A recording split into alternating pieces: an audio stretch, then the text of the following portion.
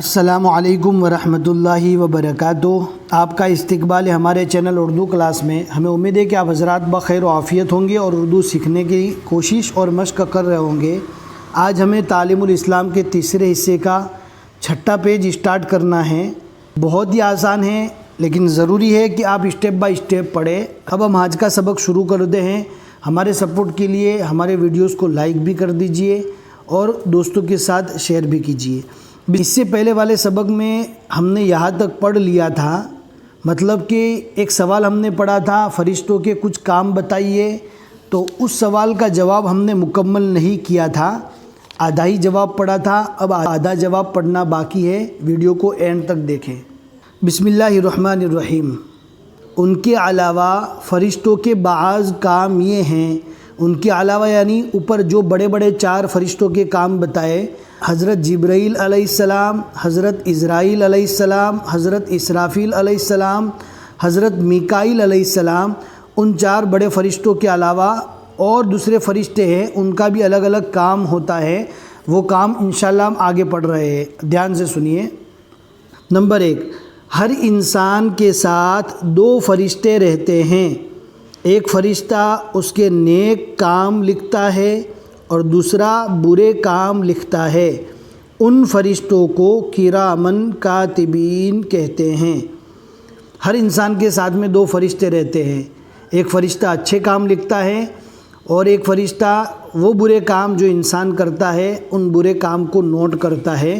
ان فرشتوں کو کرامن کاتبین کہتے ہیں۔ نمبر 2، کچھ فرشتے آفتوں اور بلاؤں سے انسان کی حفاظت کرنے پر مقرر ہیں۔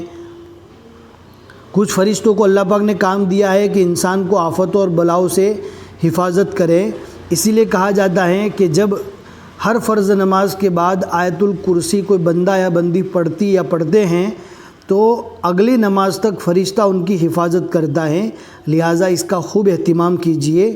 بچوں، بوڑھوں، کمزوروں، بچوں آپ سمجھ گئے ہوں گے اس کا میننگ۔ بوڑھوں یعنی عمر رسیدہ جو لوگ ہوتے ہیں ان کو کہا جاتا ہے بوڑھوں۔ کمزوروں کی اور جن لوگوں کے بارے میں خدا تعالیٰ کا حکم ہوتا ہے ان کی حفاظت کرتے ہیں۔ اللہ تعالیٰ کا حکم ہوتا ہے کہ ان کی حفاظت کرو، تو اللہ کی طرف سے جن کے بارے میں حکم دیا جاتا ہے ان کی حفاظت کرتے ہیں۔ اسی لیے اوراد کا خوب اہتمام کریں، صبح شام کی دعاؤں کو پڑھتے رہیے، انشاءاللہ کوئی بھی طرح کی تکلیف آپ کو نہیں پہنچے گی۔ نمبر 3، کچھ فرشتے انسان کے مر جانے کے بعد قبر میں اس سے سوال کرنے پر مقرر ہیں۔ ہر انسان کی قبر میں 2 فرشتے آتے ہیں، ان کو منکر نہیں پڑھا جاتا، ان کو منکر اور نکیر کہتے ہیں۔ ان فرشتوں کا یہ نام ہے، منکر اور نکیر۔ 2 فرشتے جب انسان کو قبر میں رکھا جاتا ہے تب 2 فرشتے سوال کرنے پر مقرر ہے، ان کو منکر نکیر کہا جاتا ہے۔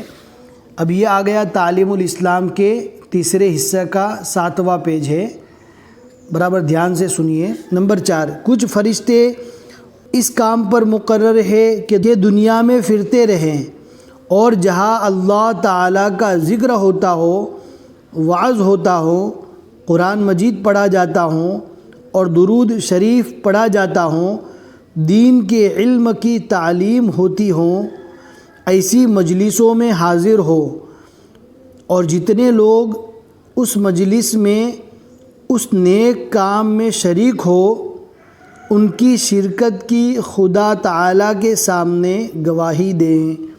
یہ فرشتوں کا کام ہوتا ہے کہ زمین میں گھومتے پھرتے ہیں، جہاں پر ذکر کی مجلس ہو، وعظ و نصیحت ہو، قرآن مجید پڑھا جاتا ہو، درود شریف پڑھا جاتا ہو، علم کی دین کی باتیں ہوتی ہو، وہاں پر وہ فرشتے آتے ہیں۔ مجلس میں آنے کے بعد ان چیزوں کی گواہی اللہ کے پاس دیتے ہیں یہ فرشتے۔ دنیا میں جو فرشتے کام کرتے ہیں ان کی صبح و شام تبدیلی بھی ہوتی ہے۔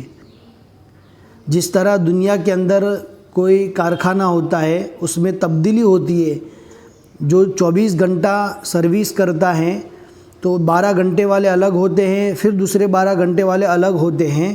اسی طرح فرشتوں کی بھی تبدیلی ہوتی رہتی ہے صبح شام۔ دنیا میں جو فرشتے کام کرتے ہیں ان کے صبح و شام تبدیلی بھی ہوتی ہے۔ صبح کی نماز کے وقت رات والے فرشتے آسمانوں پر چلے جاتے ہیں۔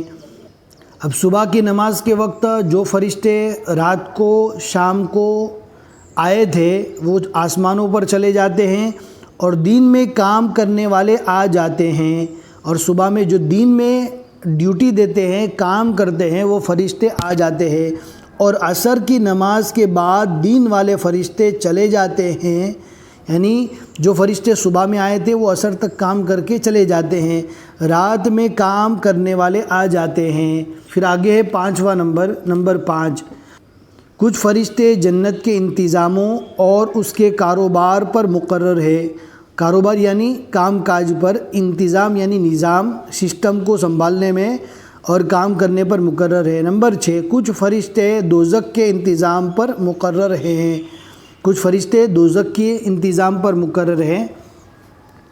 کچھ فرشتے خدا تعالیٰ کے عرش کے اٹھانے والے ہیں، اللہ کے عرش کو کچھ فرشتے اٹھانے والے ہیں۔